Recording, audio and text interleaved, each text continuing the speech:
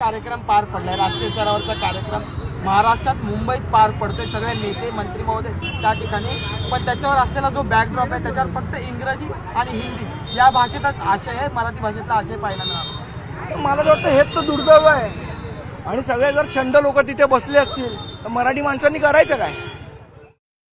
हा खरं म्हणजे लोकसभा आयोजित हा कार्यक्रम आहे, लोकसभेने आयोजित केलेला आहे। आणि जे जे राज्य सरकार कार्यक्रम आयोजित करते त्यामध्ये तुम्हाला माहीत आहे सगळ्यात मोठा मराठी असतो आणि मराठी राहणार। मराठी जी आहे ती आमची मातृभाषा आहे, त्याच्यामुळेच आम्ही मराठीच्या प्रश्नावरती अभिजात मराठी भाषेचा दर्जा हा मोदी साहेब आणि महाराष्ट्रामध्ये शिंदे साहेब, फडणवीस साहेब, अजित पवार आणि ही समिती याच्या माध्यमातून मिळालेला आहे। मराठी भाषा शाळेमध्ये सक्ती करण्याचा कायदा सुद्धा आम्ही या विधिमंडळातच केलेला आहे। त्यामुळे मला असं वाटतं की जे लोक छोट्या छोट्या गोष्टींवरून टीका करतात तर ते जेव्हा कधी त्यांच्या प्रयत्नातून किंवा त्यांच्या नशिबातून विधिमंडळात येतील त्यावेळेला त्यांचं स्वतःचं म्हणणं किती निरर्थक आहे ते त्यांना सिद्ध होईल असं मला वाटतं।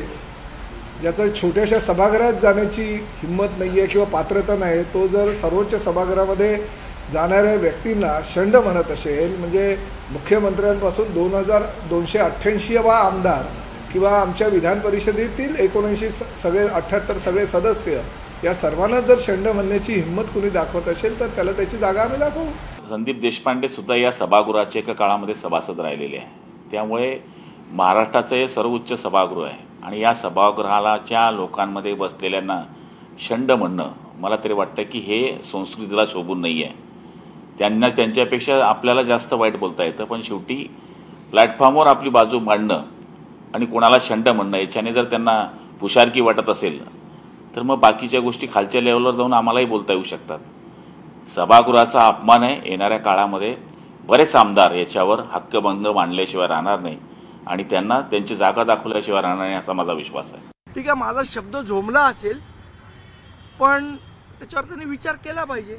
बाकी राहिला हक्काभंगाचा विषय, त्या कारवाईला मी सामोरं जायला तयार आहे। उद्या मला जर जेलमध्ये जायची वेळ आली तर मराठी भाषेसाठी मी जेलमध्ये जाईल। ठीक आहे, मी बोललो ते बोललो आणि मी कुठल्या व्यक्तीला बोललो नाही, मी त्या वृत्तीला बोललोय। ती वृत्ती शंडपणाची आहे, त्या वृत्तीबद्दल बोललोय, व्यक्तीबद्दल बोललेलो नाही।